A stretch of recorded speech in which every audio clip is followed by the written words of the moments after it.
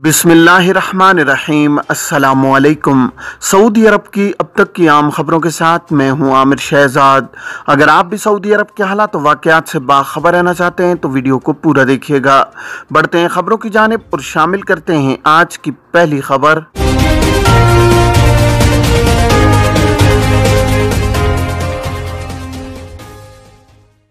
मालिक मकान को किराएदार की बिजली मुनक़ता करने का इख्तियार नहीं।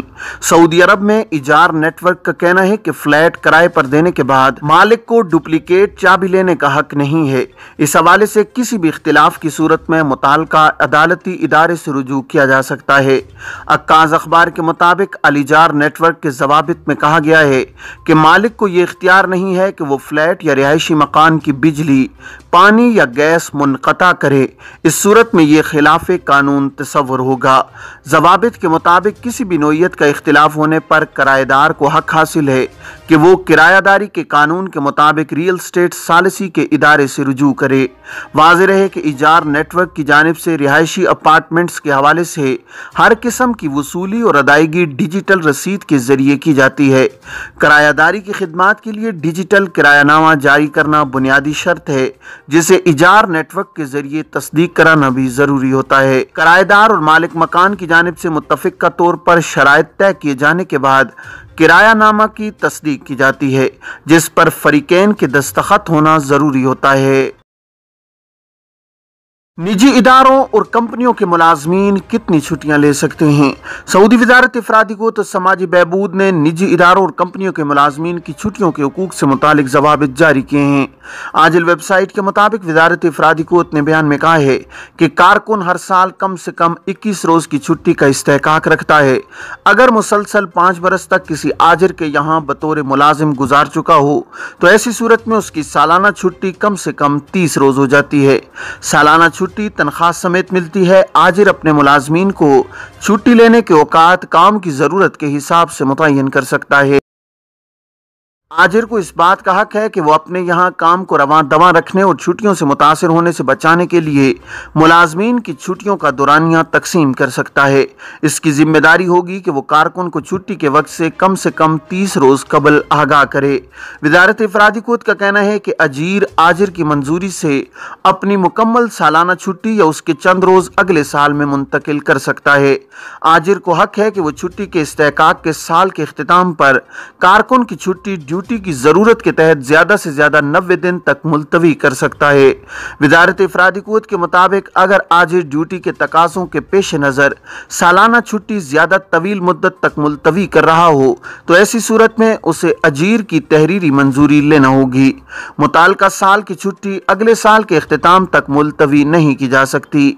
वजारत अफरादी कोत ने बताया कि निजी कंपनियों और इदारों के कारकुनान को हर साल ईद उल फित्र के मौका पर 4 दिन की छुट्टी का हक हासिल होता है। शुरुआत उम्मुल कुरा कैलेंडर से 29 रमजान के अगले रोज से होती है। ईद उल अजहा के मौका पर भी 4 दिन की छुट्टी बनती है। इसकी शुरुआत वकूफ अरफा के रोज से होगी। गैर मुल्की कारकुनान को यौमुल वतनी की छुट्टी का इस्तेहकाक भी हासिल है। यौमुल कुरा कैलेंडर के लिहाज से बुर्जुल मीज़ान की पहली तारीख 23 सितंबर को होती है। अगर इस तारीख को हफ्ता रोजा तातील पड़ रही हो तो ऐसी सूरत में इससे एक दिन पहले या एक दिन बाद यौमुल वतनी की छुट्टी दी जाएगी। वजारत अफरादी कोत का कहना है कि अगर त्योहारों और मुनासबतों की छुट्टियां हिफ़्फ़त रोजा छुट्टी के दौरान आ जाएं तो ऐसी सूरत में इसके बदले इतनी ही छुट्टियां सालाना छुट्टी से पहले या बाद में कारकुन को दी जाएंगी। ये उसका हक है। सालाना छुट्टी में इन छुट्टियों के बकदर इजाफा किया जाएगा। अगर त्योहारों और मुनासबतों की तातीलात बीमारी की छुट्टी के दौरान आ जाएं तो ऐसी सूरत में कारकुन को छुट्टियों के इन अय्याम का मुकम्मल मुआवजा दिया जाएगा। इस हवाले से बीमारी की छुट्टी के अय्याम मुस्तहक मेहनताने को मुआवजे की कटौती की बुनियाद नहीं बनाया जाएगा। अलबत्ता यौमुल वतनी की छुट्टी पर छुट्टी ही दी जाएगी, मुआवजा नहीं दिया जाएगा। सऊदी अरब में वजारत अफरादी को तो समाजी बहबूद आबादी, जिसका साबिका नाम वजारत मेहनत था, उसकी जानिब से आजिर और अजीर के हुकूक और फ़राइज़ मुतय्यन किए जाते हैं।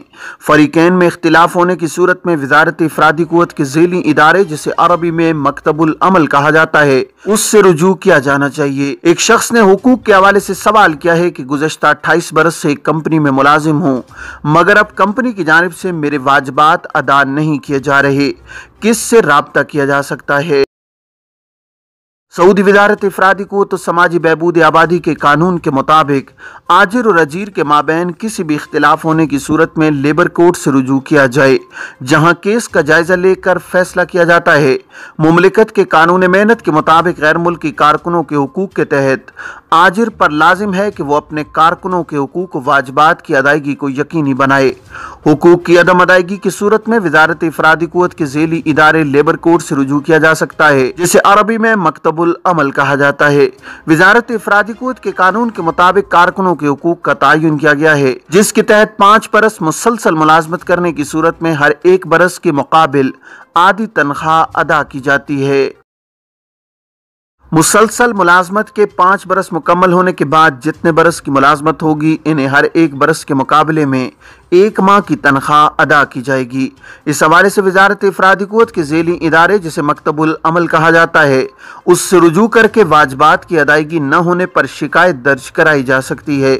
मुतासरा कारकुन को चाहिए कि वो सबूतों के साथ आजिर के खिलाफ शिकायत दायर कर सकता है। इस हवाले से अपने मुल्क के कौंसलेट के शोबा वेलफेयर से रुजू करें, जिनके ताउन से लेबर ऑफिस में शिकायत दायर की जा सकती है। जवाजात के ट्विटर पर एक शख्स ने सवाल किया है कि खरूज ओहदा लगा हुआ है, पुराने पासपोर्ट के हिसाब से अब सफ़र से कबल नया पासपोर्ट मिल गया, क्या उसकी नकल मालूमात करना ज़रूरी है?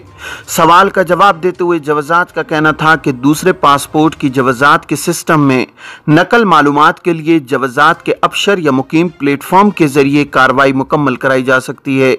जवाजात के ट्विटर पर मजीद कहा गया था कि अबशर या मुकीम पोर्टल पर जवाजात की सर्विस तवासिल के जरिए नए पासपोर्ट का डेटा सिस्टम में फीड कराया जा सकता है। डेटा फीड कराने के लिए तजदीद शुदा और पुराने पासपोर्ट के अलावा इकामा की फोटो PDF फाइल में अपलोड की जाए। ख्याल रहे कि अपलोड की जाने वाली फाइल एक ही हो, इससे जायद होने की सूरत में सिस्टम इसे रद्द कर देता है, जिसकी वजह से नकल मालूमात की कार्रवाई मुकम्मल नहीं हो सकती। मुशायर मुक़द्दसा में रिहाइश फराम करने का दावा करने वाला गिरफ्तार।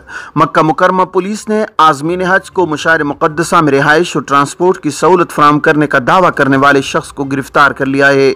सऊदी प्रेस एजेंसी के मुताबिक मज़कूरा शख्स ने सोशल मीडिया पर हज खिदमात फराहम करने का ऐलान कर रखा था। मक्का मुकरमा पुलिस ने कहा है कि गिरफ्तार शुदा शख्स यमनी तारिक वतन है और आज़मीन को लूटने की कोशिश कर रहा था।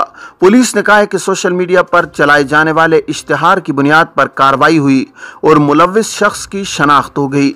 इसे रिकॉर्ड वक्त में गिरफ्तार कर लिया गया है और पूछगछ पर उसने इकरार किया है कि वो महज रकम बटोरने के चक्कर में था। सऊदी अरब की शोएब अख्तर को एजाजी हज की दावत। पाकिस्तान के साबिक फास्ट बॉलर शोएब अख्तर ने हफ्ते को ऐलान किया है कि सऊदी अरब ने इन्हें एजाजी हज की दावत दी है और वो फरीज़ा हज अदा करने जा रहे हैं। इतवार को शोएब अख्तर ने एक ट्वीट शेयर की जिसमें इन्हें एहराम पहने देखा जा सकता है। उन्होंने लिखा है कि सऊदी अरब के स्टेट गेस्ट के तौर पर एजाजी हज अदा करने जा रहा हूँ। मैं मक्का मुकरमा में मुस्लिम दुनिया के रहनुमाओं की कॉन्फ्रेंस से भी खिताब करूंगा। शोएब अख्तर ने इस दावत पर इस्लामाबाद में सऊदी सिफारत खाने का शुक्रिया भी अदा किया है।